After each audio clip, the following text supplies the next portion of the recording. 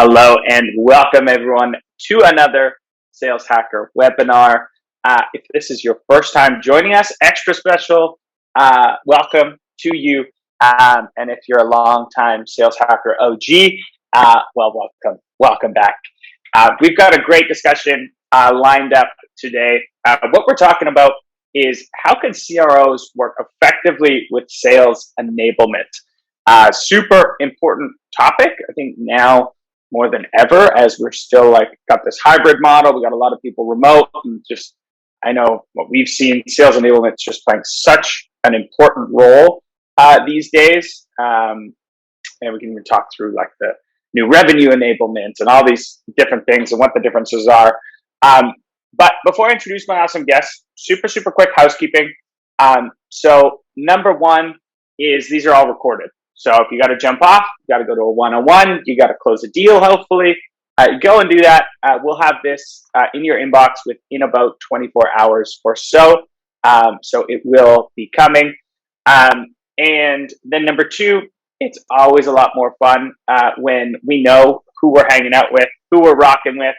So please go down to the chat feature, introduce your name, your title, where you're joining us from, so we can say, hello, we want this to be engaging.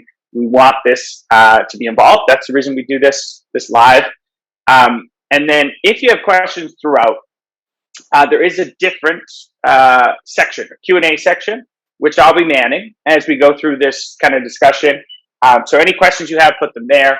And if they're relevant, we'll get to them right away. If they're, something a little off topic, we'll have a little Q&A session at the end. That's it. I think that's the boring stuff out of the way. Now I get to introduce my guests. I'll start with Adriana Romero. Adriana, welcome. How are you? Thank you, Scott. I'm doing great. Thank you so much. I'm joining you guys from Toronto, Canada. So hopefully there's some other Canadians joining us on the panel. I am the Director of Enablement Solutions here at LevelJump, also a Canadian company, and super excited to be here. I love it. We got two Canadians. I'm over in Vancouver. So I love when we get to see some more Canadians. Any Canadians joining us as attendees, let us know. Adriana, quickly, so we're all so much more than just the titles we hold now. How did you get to be part of such a cool company and have such a cool role? What's kind of the quick 2-minute, I'll frame it up as your superhero origin story. Oh my God. Yes. How long we have? No, I'm very lucky. I tell people that I get to be an enabler in an enablement company. So I'm super appreciative of that. And the way I got here is that I was a customer of LevelJump before. I had the opportunity to work with the team as a customer. And when the time came of me looking for a new opportunity in the middle of this pandemic, mind you, decided to jump ship and try to do something less stressful. I had the opportunity to join LevelJump, and I did it without a hesitation. So I'm happy. I've been in enablement for 6 years. I used to be an account executive and rep and sales for too long, and enablement is my jam. So I'm super excited to be doing this and in this company. So that's great. I love it. It's a great story, and it sounded like your dog was trying to also tell his. My dog wants to just participate in the webinar. He's like, "Mommy, I hear you talk about this all day. I want to be a part of it." Murphy's Law. It's when you're in a webinar that FedEx shows up, or the other dogs, or somebody shows up at the door, and it happens. But it's COVID, right? Yeah. It's what we're doing right now. Absolutely. Quick shout outs. We've got Bailey Benzie joining us, Nicholas Storm, Angela Scott, John Glass, awesome, Brian Troxwell, a lot of people in the house. Thanks for joining us. And next up, we have Matt. Matt, welcome to the Sales Hacker community. What's going on? Hey, thanks for having me, Scott. Appreciate it. Yeah. To have you. Yeah, dive into your backstory a little bit. I hate to say it, but my origin story is very similar to Adriana's. I am a Revenue Enablement Manager over at Chorus, recently acquired by Zoom Info. So super fun to join that Chorus family. I actually was a customer of Chorus's. I went through the buying process of buying the tool, understanding their sales process, then engaging with the platform, and just fell in love with it. That was exactly, as soon as I saw the opening there, it was a no-brainer just to hit that submit button for that application. And and join a revolutionary team. And same thing, like being an enabler with an enablement platform was, it's a shoe fit. It's literally the Cinderella story for enablement. So definitely super fun experience. And I am joining you all from Lincoln, Nebraska. So if you close your eyes, pointing to the middle of the map of the United States, I am right there. That's awesome. I feel like that's the best path to joining a company. You like fall in love with the product, meet the team, then it's such a natural kind of fit. That's interesting. You both have such similar stories. All right, so we've got the enablement side of the house there, and then we have Mr. Taigo. Taigo, welcome in. Great to be here. Taigo, San Francisco, California. Story similar to Adriana and Matt's as well. I was a customer of Chorus prior to joining with Matt at Huddle. Was part of the customer advisory board as well. I'm also now a 2-time level jump customer at Huddle and then at Chorus as well. And yeah, I'm excited to share sort of my point of view. I noticed here that I'm sort of going to be on my own, so it's going to be 2-to-1, right? Enablement to CROs. But I look forward to sharing some thoughts on how I've scaled companies through ops and enablement. I love it. Awesome. Well, let's dive right in. I think it would be helpful just to sort of level set, because I think people have different definitions of sales enablement. People think differently what a CRO spends their time doing. So, Adriana, I'll start with you. What is your definition of sales enablement? What is your purview? What drives you? I'm gonna geek out a little bit, and for me, enablement is the data dictionary between the sales floor and the entire company. So we are, that function that helps bring everything that the company does into like the sales lingo and the way that sales need to learn it and need to understand it. But I also do the contrary, which is like, what is sales doing and how can we translate what sales needs to other, parts of the company? And if we see it from the sales floor perspective in terms of working with CROs, I believe that it's such a great symbiotic relationship that enablement and the leadership team and sales have, because it's also kind of like that same kind of bridge between the floor and the CRO.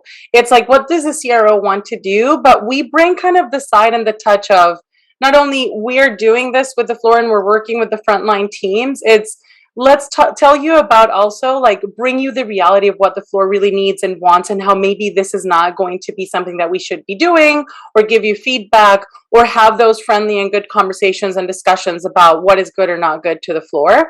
So I really think that those are very important relationships, and that enablement is not, people will say, oh, you're just training, or you're just coaching, or you're just, the one who bears anything that goes wrong on the sales floor, you will fix it. I think that we have a much more strategic role on the sales floor.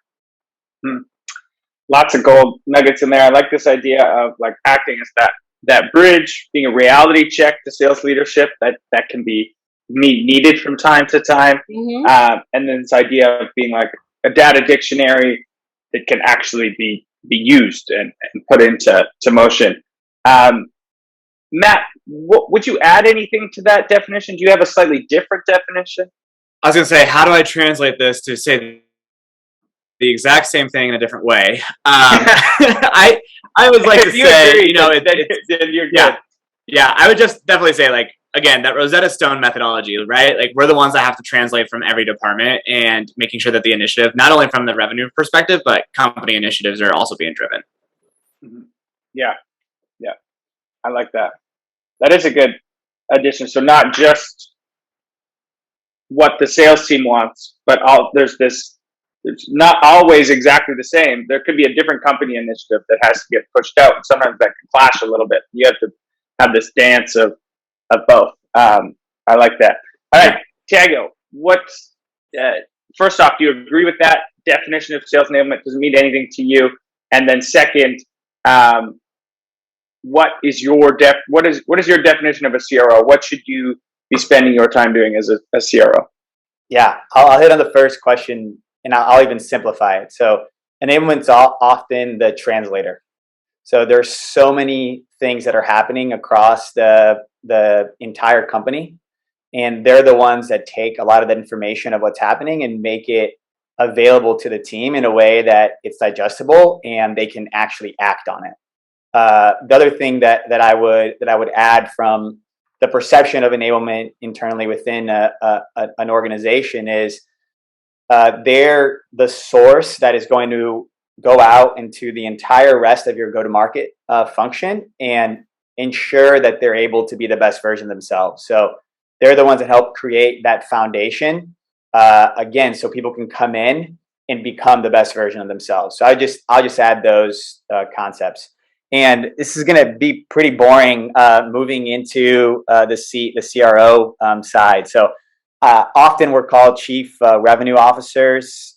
One thing that we've discussed internally at Chorus is like maybe I should even change my own title to customer relationship obsessed. So it really should be focused on that buyer's journey and how we align our process to that and help buyers accelerate their process and guide them and gain that trust throughout the entire process from pre-sales all the way to becoming a customer and continue to renew and expand with us. And my only guiding principle and what I recommend for any CRO out there and future CROs that may be joining us today is if you really focus on your guiding principle being you want to build this foundation for your own people and your customers to be the best version of themselves. If you just focus on that, the rest just sort of takes care of itself. So that's how I would define it. Mm-hmm. I love it. Customer relationship obsessed. I think every CRO should change it now. Go on LinkedIn, do the quick update. I like it. All right, Taigo, I'm going to go back to you on this one. So it seems like these two roles should be best friends, right? Like intellectually that you would think. But there's often a disconnect from sales leadership, the top of sales leadership, and what sales enablement is doing. Where do you think that disconnect happens? Where does it start? I think it starts just based on the fact that the majority of revenue leaders, they don't have an ops background or enablement background at all. So they are just typically used to the whole motion of here to close deals, right? Then I go and move and become a manager. Then I'm helping other people. Then I become a director. Then I'm helping other managers help other people close deals and so on. And they don't have that breadth of understanding of what is happening on the ops and enablement side. How they see success typically, and unfortunately, is that just the frontline sales managers are the ones that train, enable, and ensure the success across their organizations. And they see that as the way to scale. Whereas the more modern approach that we're seeing being taken is that one should overinvest in their ops enablement function right away to build that foundation. So when you're ready to scale, you can scale through that enablement and ops function in a more productive way. Mm-hmm. Yeah, I think that's all fair to say, and I think you're right. I think the archetype of what makes a good CRO, I think, is changing right now. I think the path from sales enablement, sales operations, revenue ops, I think will be the future path to, a CRO in the future, which is going to be really, really interesting to see. Adriana, what else causes like disconnect in your daily life when you think about your relationship with sales leadership? So as Taigo was mentioning it, I was thinking about the opportunities where I've had that problem, which fortunately has not been that many times. I've been very fortunate to work with sales leaders that, like Taigo, understand the importance of ops and enablement and bring us sooner into the floor rather than later. As a consequence, we're there to plan and to grow the team. But one thing, as you talk with a lot of people out there and a lot of leaders, I remember having a conversation with a sales leader that said, and I quote, "I need an enablement person because I need to standardize my PowerPoint." And I'm like, if this is how we're thinking about enablement right now, this is like we're starting on the wrong foot. Like, this is not what we do. And I think it is important, and this goes back to how these people, came to be a sales leader and what was important for them. And I'm not saying every sales leader should do enablement, but they should at least have an understanding of working with one, to understand what enablement really does, have conversations with them. And even I think that if you think about the backgrounds of leaders that come to the sales leadership and they have coaching in some sport or some other things like music or anything else, where they have had the experience of working with a team and they understand the importance of the process more than the results, I see that generates a lot of good intentions and goodwill. But the misconception of what enablement should be doing, not only from a sales leadership perspective, starts to be a problem. When you have executives that feel that same way, then it starts to be a problem as well, and it percolates because they're like, okay, but why isn't enablement, I don't know. I have heard things like being the subject matter expert of the product. I'm like, I'm enablement. I'm not a product manager. So, it's one of those things that it's very important to define what we do, but most importantly, what we do not, to kind of have that alignment. I'm pretty sure Matt has a lot of experience like me in this, right, Matt? I would definitely say, yeah, it's more of an easier list to say what I don't do versus what I can do. Yeah. But one of the things I will definitely touch on, like, yeah, we are not just content creators. I am not a PowerPoint guru, even though I can master a good transition and animation in one. That is not my only forte in my skill set. I'll say the one thing that I've really enjoyed working with Taigo in the last few jobs is I'm not necessarily an enablement person for just Taigo. I'm more of a strategic advisor. And Taigo's really recognized that within his enablement role, as well as our operations partner. If Taigo's got a big initiative, it's usually us three that pull together and try to come up with this initiative and then deliver a roadmap and a plan out to our managers. So I would say, like, when you're partnering up with that CRO, if a CRO does not have that belief of enablement, you need to start thinking of them as your strategic advisor or assistant to carry out your initiatives, not your silly pud PowerPoint animations or quick design.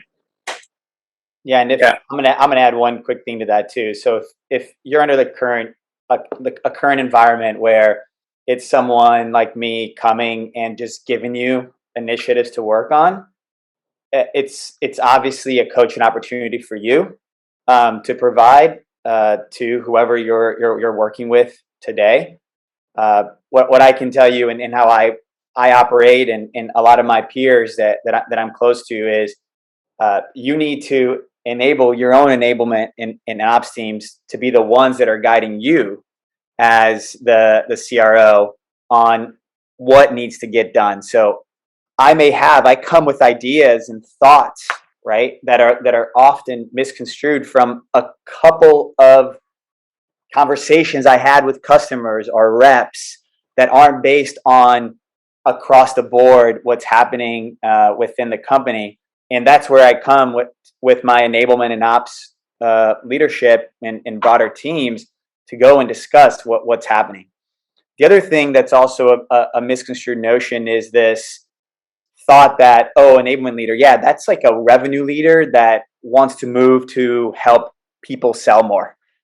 We also see a ton of that in the market. At least that is something that I've noticed. And the type of people that I like to hire on the enablement side are those true practitioners that know how to create this foundation in a process that's going to build this great go-to-market motion.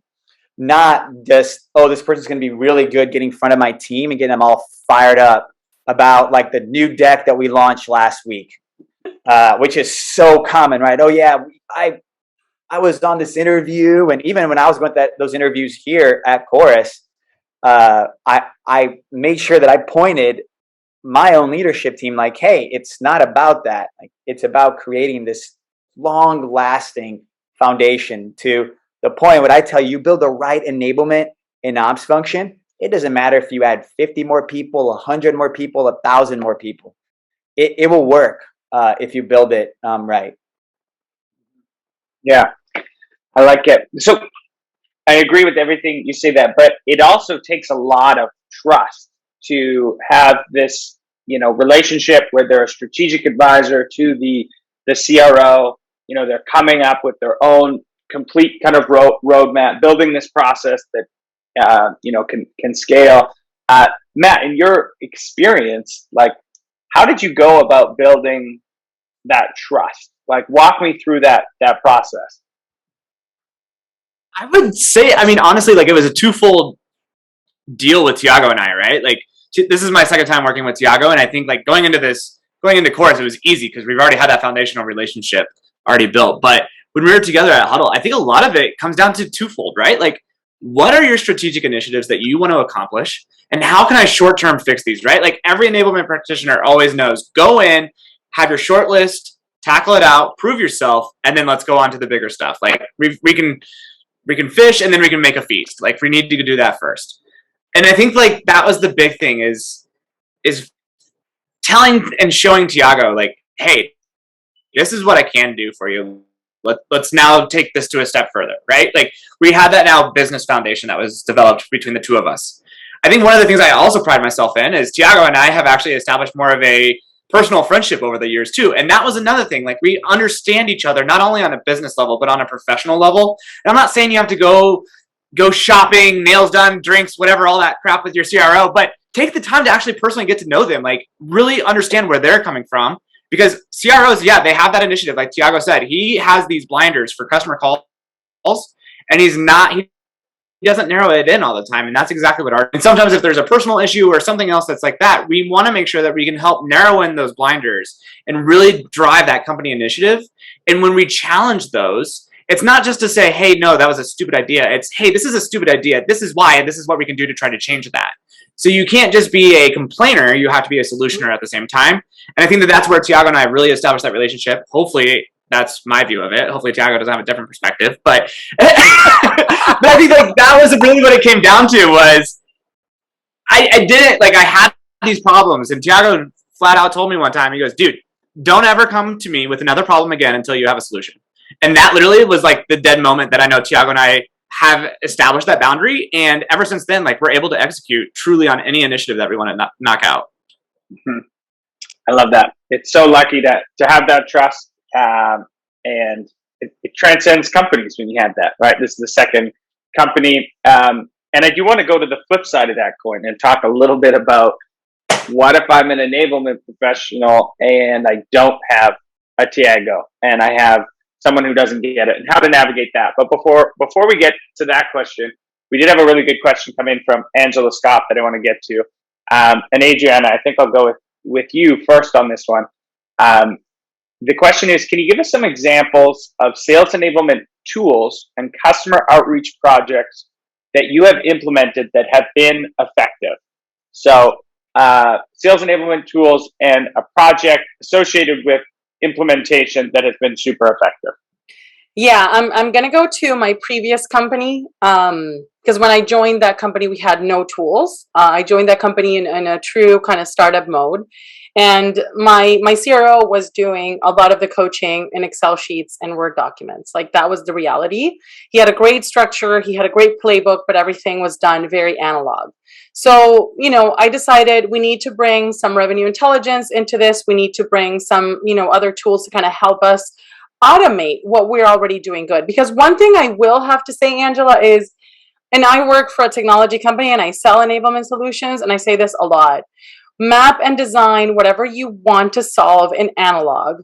See how you can make it work in analog and piece it together with Scotch tape, tape, Excel sheets, whatever you need. And if you can make that work from a habit perspective, a process perspective, a whole management perspective, then add the technology tools into that. Technology does not come to solve a problem.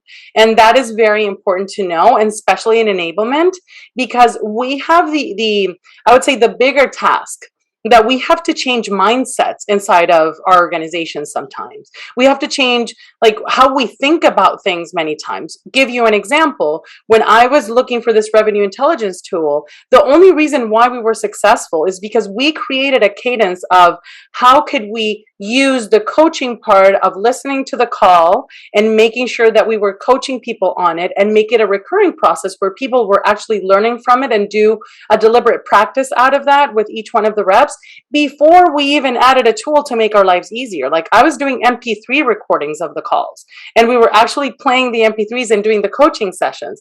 But by the time I brought revenue intelligence tool, just like Chorus, it was easier because I just gave the guys a better way of doing it. It's like, look, all the stuff we've been doing in this Excel sheet, now you have it in one tool. So we're going to do the same process. It's just going to be easier, right? So I would say that is the most important thing to do, and especially when you're going to talk with the CRO about bringing an enablement tool. And I have been there before. It is about, we have the process now.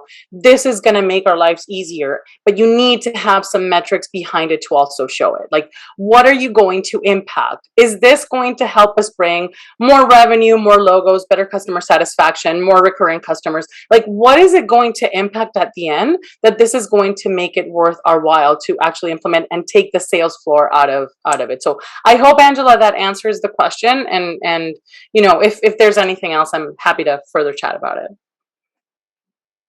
That was great. I mean, mapping it in like an analog, like whiteboarding or something, the actual process.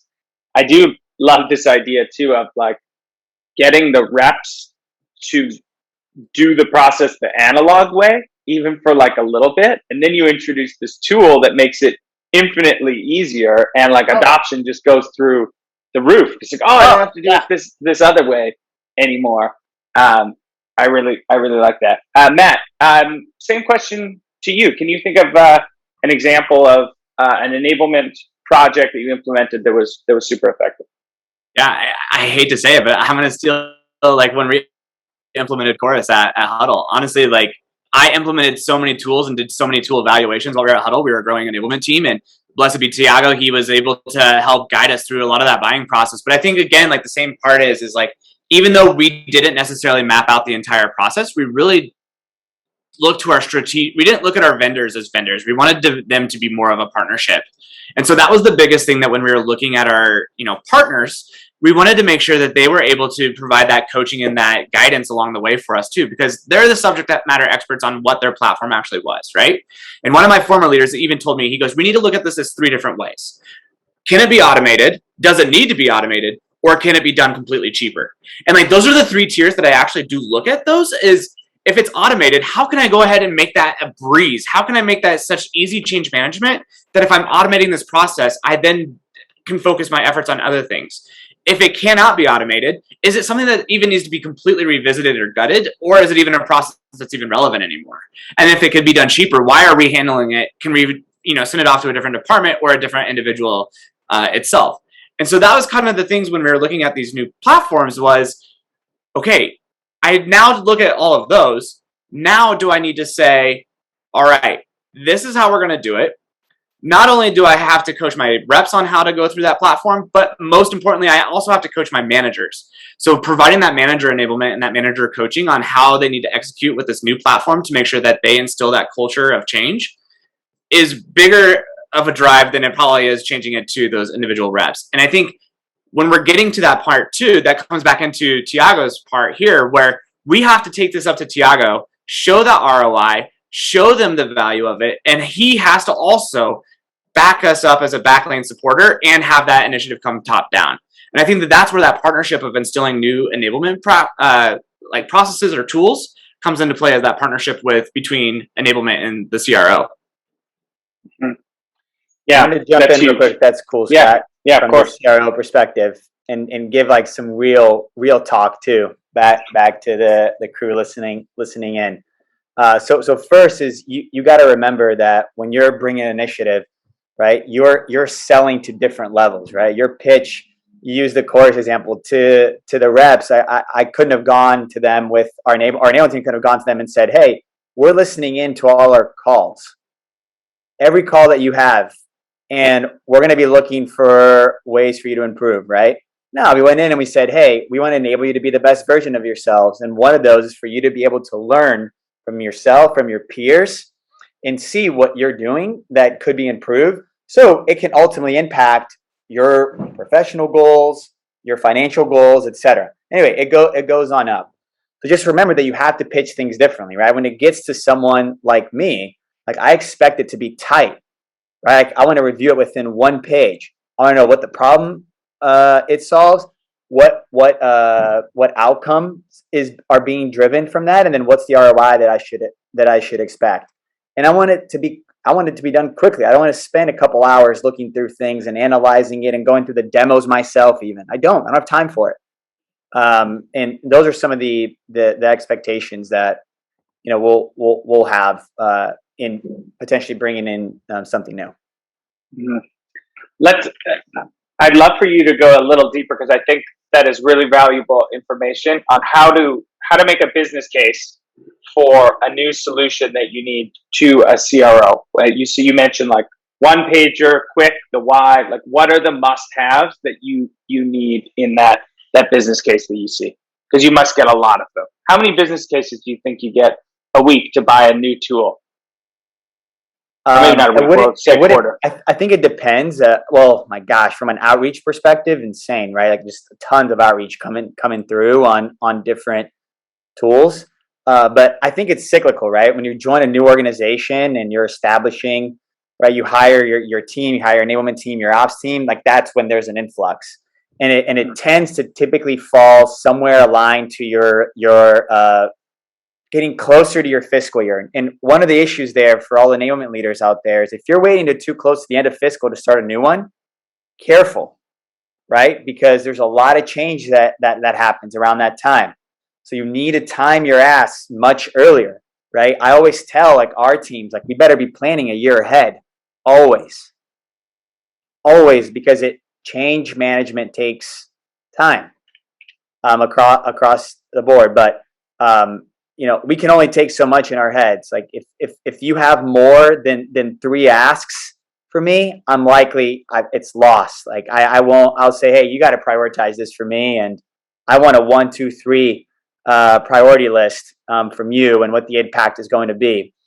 And in terms of the business case, I think it depends on the company, but just the basics of what problem does this solve, and what is the impact that I'm going to see. Even look at it from that particular angle, and the impact, I'm going to know timelines, right? Because I want things to get better tomorrow.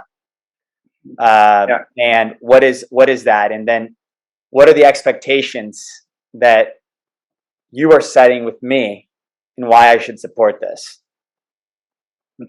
As you were talking, Taigo, it was interesting because I was thinking about my previous CRO. He was not a tech guy. He didn't like buying tech. He was the only person in the company with a Windows computer and a sea of Mac. So that tells you that his change management was not very good.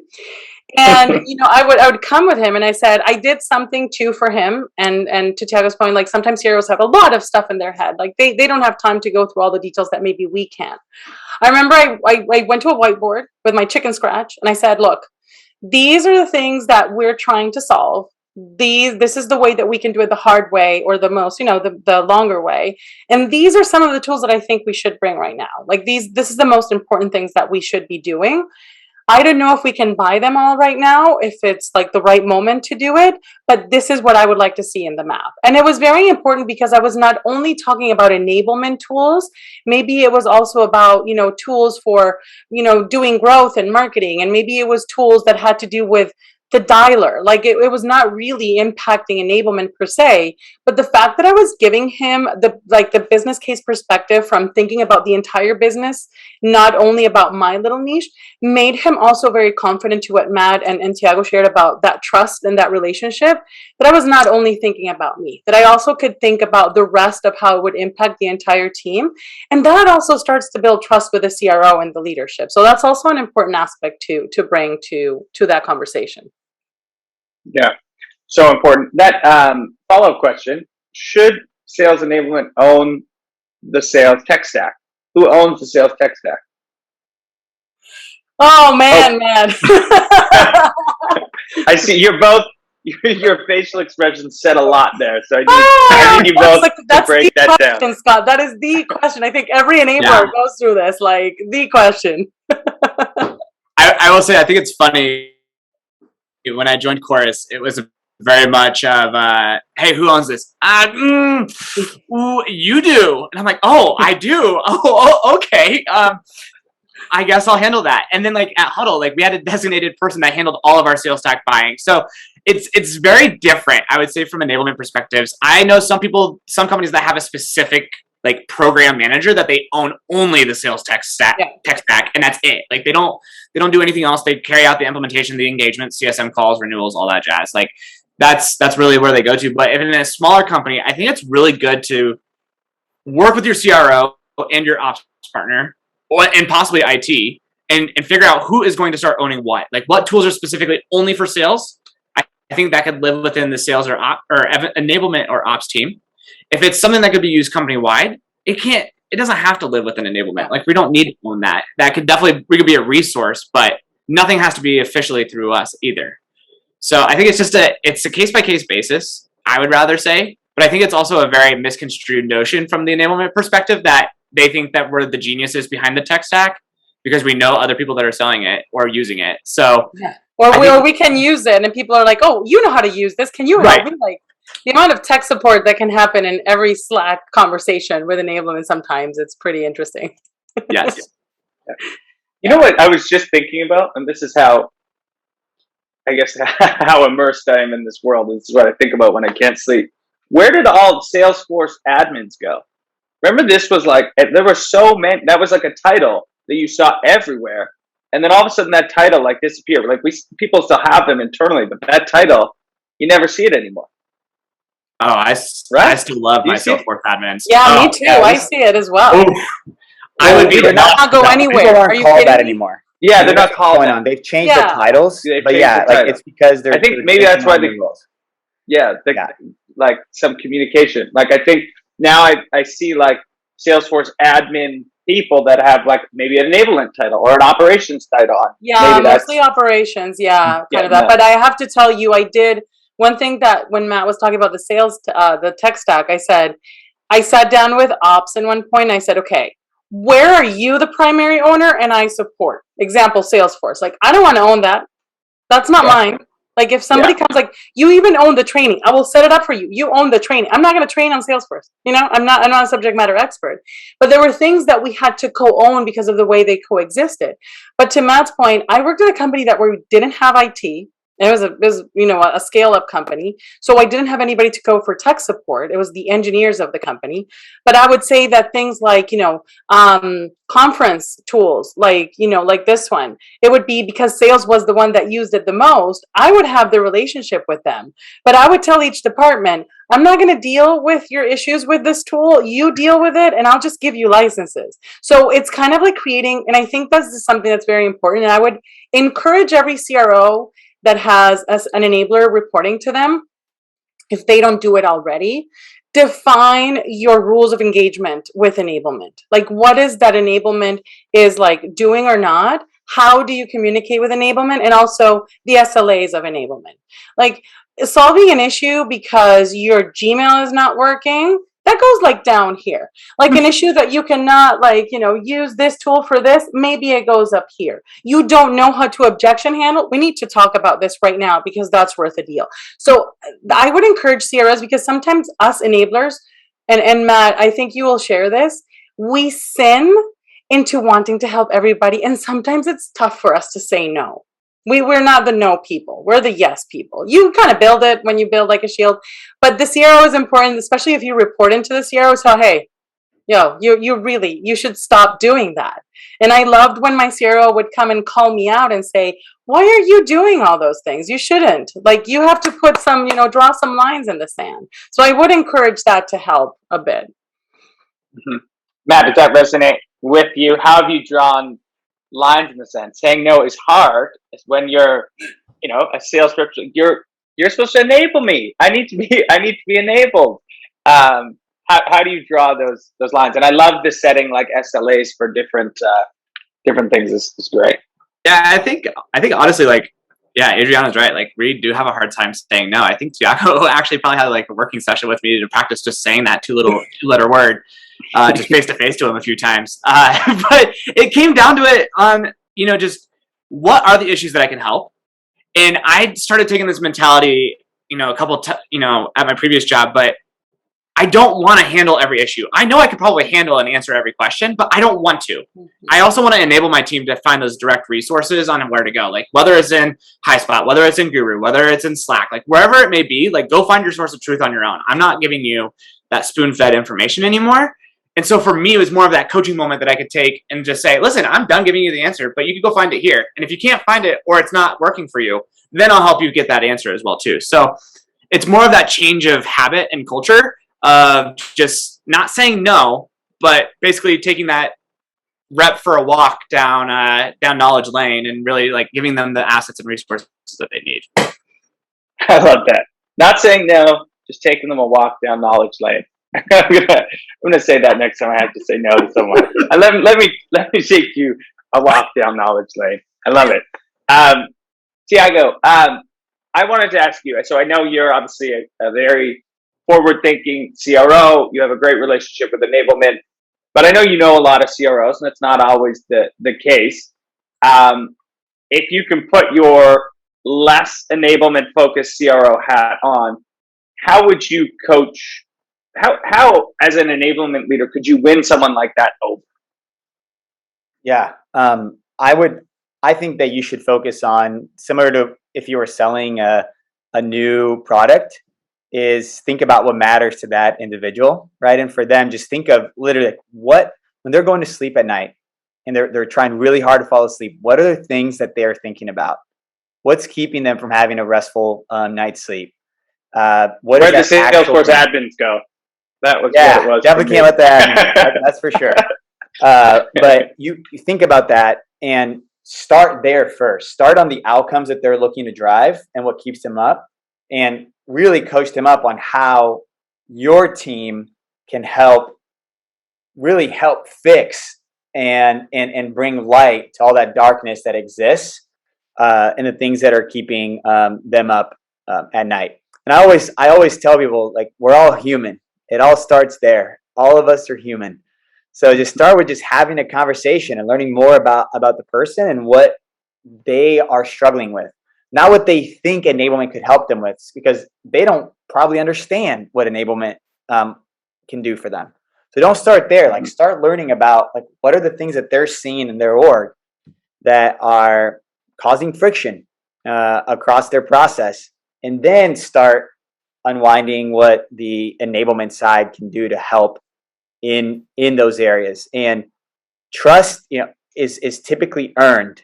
I'm the type of leader where, like, I go by this philosophy called TACO: trust, accountability, coaching, and ownership. So I choose to trust, right? That's where our relationship starts, at trust. But for a lot of people, you're gonna need to build on that trust first.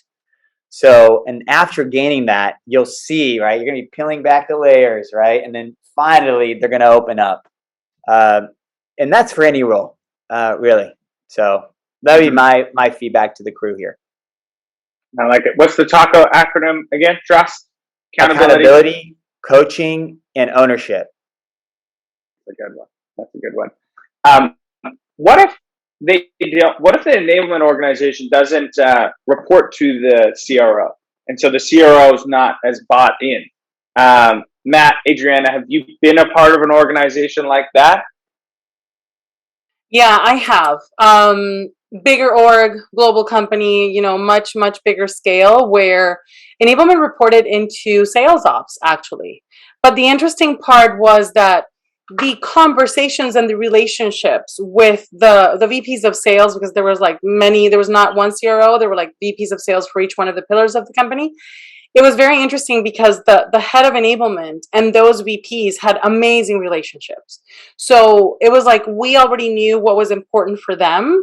And I think in the ops part, it was more about how do we keep ourselves accountable with the numbers? But in terms of the initiatives, like what do we need to do? Do we need to bring something for, I don't know, demos? Do we need to bring some sort of training for this? What's happening in the field? It was that relationship. And it was asked in a couple of the questions of the cadence of meetings that should happen. Like, and Matt and I both agreed, like, I think that Matt, you might be in Taigo's like ear or office a lot during the week. I think I do the same thing. Sometimes it's like text or anything. Like you're talking with them constantly. And even if you don't report to them, even more, like these should be like your buddies from the office, right? Because what you are doing is empowering their team. So that relationship should be built in that way. Mm-hmm. Yeah, I like it. I like it. Matt, have you been a part and how did you navigate it? Yeah, so I've reported to the COO, the CRO, Chief Business Operations Officer, I think is what it was, or something. And now I'm reporting into a CMO as well. So I've had my fair share of like run-ins, just with different reportings. And the one thing I can say is like you can definitely tell where the initiatives shift by who you're reporting up to. Again, like operations, you're very data driven. Business operations, again, you're not only just revenue, but you're more on like the whole entire company operation side. Then like you're not only just enabling revenue now, you're enabling the entire company. And that I don't know how to speak to an engineer like I do to a salesperson. It's totally different. And so you're taking those different aspects and you're trying to really realize like not only are you trying to be accommodating for the department and the head that you're reporting to, but now you also have to have that relationship on a different front with the CRO. And so it's again being that Rosetta Stone mentality of saying, okay, cool, like I need to hit my MBOs over here with my manager, but I also need to make sure I continue to drive the success with my CRO. So how do I translate the two information and initiatives together to try to marry them into a blissful blend and say, okay, this is how we're going to do it by getting buy-in, not only from your own manager who has a different initiative and vision, but also with the CRO that needs to help drive the revenue to create that change right there as well. Yeah, great advice. So changing the story that you're telling. You can have the same outcome in mind, but changing the story to fit the business objectives of the leaders. I like it. All right. As we kind of wrap up, a couple more questions. I want to know something like hyper actionable that you've recently implemented that has kind of strengthened the bond and increased communication with sales leadership. And Taigo, maybe I'll start with you. What's something? I mean, I bet communication right now in the post-acquisition world is more important than ever. Things are changing so quickly. What's something you've recently implemented as a team that's helped with that communication line? Yeah, I'll go back to my one point, and that's for any enablement leader. It should be for any leader, but especially in enablement, is just remember the context that you're working with, right? The literal humans that you're supporting and what they're going through. Like, right, this form of empathy, the most empathetic people that I have worked with come from enablement. That's how I and even when I'm looking, right, when I'm looking higher, I want to see people that they feel the pain of others and they understand what's going on. So whatever initiative that you're trying to roll out, there's always a process, right? And we've established the particular process of how we do things, where there's the planning that often comes from the enablement side, the buy-in from the leaders of the organizations to then launch to the field, and then comes the more just email touch-in, some of the automated messaging, and then the follow-through check-ins and reporting. Right, but it's one thing that I always say. Just think of the context. Like even like for us right now, right? Like there's some leniency happening because people are going through a ton of change. We were just acquired, right, by a public company, and while there's tons of excitement, there's also tons of change. So we're a lot more lenient, and we are much more comfortable with the more human check-ins. Like, hey, like what's going on? Did you have a chance to review this? And those elements. So I think from one perspective on what's gone really well is the shift of systems that we've just gone through. It was very well thought out prior. and there was the right level of buy-in across the organization for it to be successful. And as we're learning how to work in this new environment with new teammates, it's that ability to consistently shift. And we're having daily calls that we're having right now about what do we need to do better tomorrow, just so people again can be brought through and enabled in this new system. Mm-hmm. Yeah, Matt and Adriana, would you agree with that sales enablement people are the most empathetic people? That was a big line. I mean, I'm honored that Taigo thinks I'm empathetic. I get told I'm not empathetic enough at home, so I'll take that as a win today. Thanks, Taigo. This is recorded, Matt, so you can like play. Yeah, perfect. Now I'm gonna show you. Like, yeah, look what Taigo said.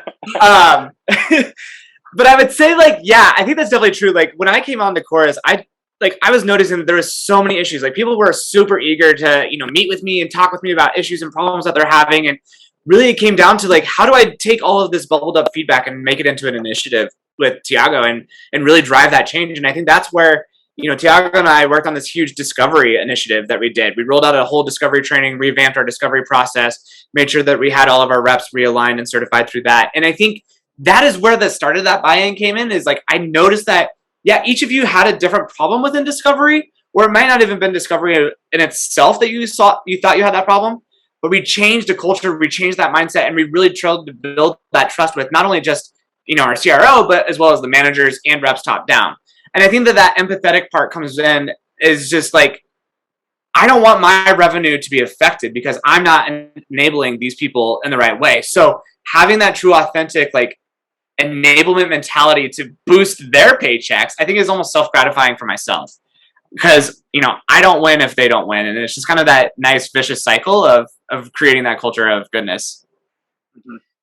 I know I'm going to make a reference here, and I know Spencer is going to be laughing in the background because of it, but it's a Ted Lasso reference, and Ted Lasso, right, Matt?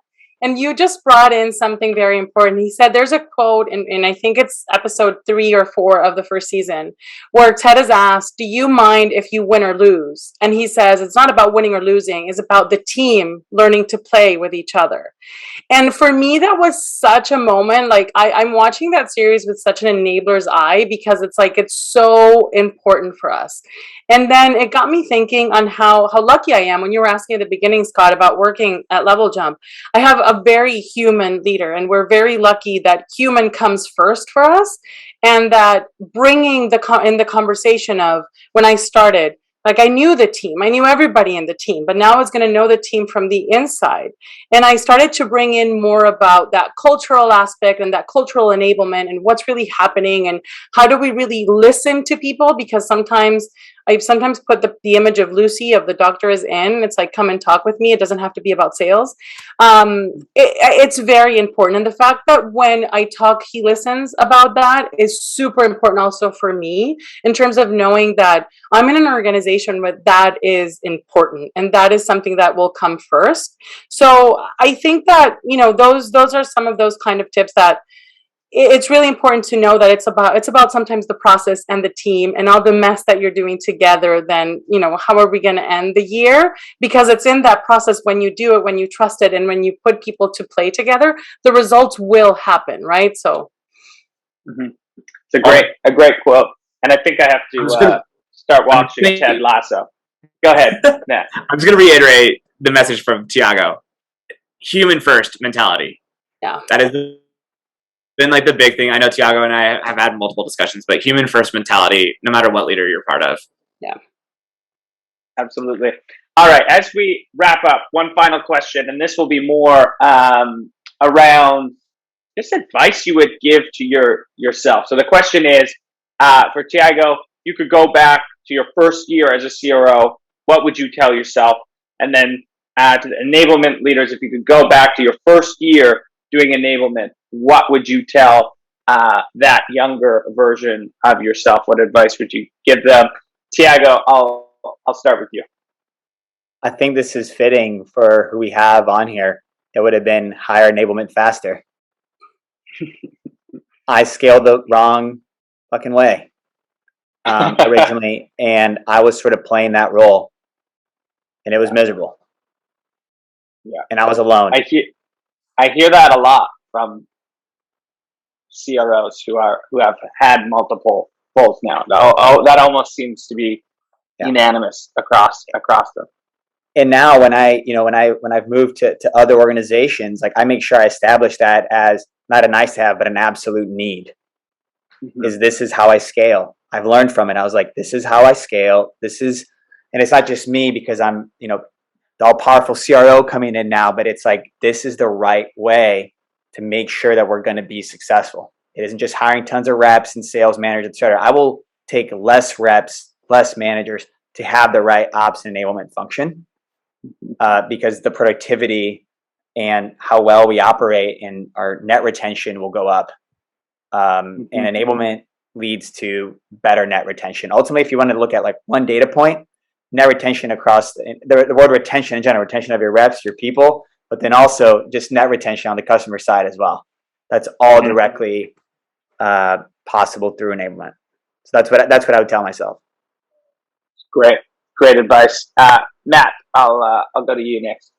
Yeah, I would definitely say don't be afraid to meet with your leaders. I think that was the biggest thing when I joined in as an enablement professional is I was kind of timid to meet with the different leaders. I felt like my place was only with frontline reps. And although I could solve some of those problems really quick, it didn't have that bigger impact and that trust with my leadership. And I think that kind of hindered some of that growth that I had initially in my enablement career. So get involved with your leaders, get to know them, understand what their initiatives are, understand what their problems are. How can you surface some of those problems to the rest of the team? And even if you can't handle it, the issue itself, find a team or try to build up a plan to where you can either roadmap it or another team can help take that project on. Excellent advice. Yeah, start building those relationships with leaders like before you need them, right off the get-go. Adriana, bring us home. I would say always ask why, especially when you're having conversations with leaders. Like, why are we going to do this? Let's go in deeper. It's like having a discovery call. Have that level of discovery call and peel those layers with your leader. Like, we need to do this. Why? Okay, great. Now tell me why, and go deeper. I think it's something that if I go back to that young enabler, it would have been better for me back then. Thankfully, I learned it, but yeah, it definitely was something that I could have used earlier in my career. That's great advice. You don't want to spend all this time like solving the wrong problem. Sometimes as people, we don't even know. We think we know the problem, but then you get like the 3 whys deep, and you're like, oh, actually, it was this. Yeah. All great advice. Taigo, Adriana, Matt, thank you so much for hanging out with us. That was super fun and insightful. And of course, everyone who joined us, thanks for the great questions. They were awesome, and thanks for hanging out with us in the chat. And we will see everyone hopefully at the next webinar.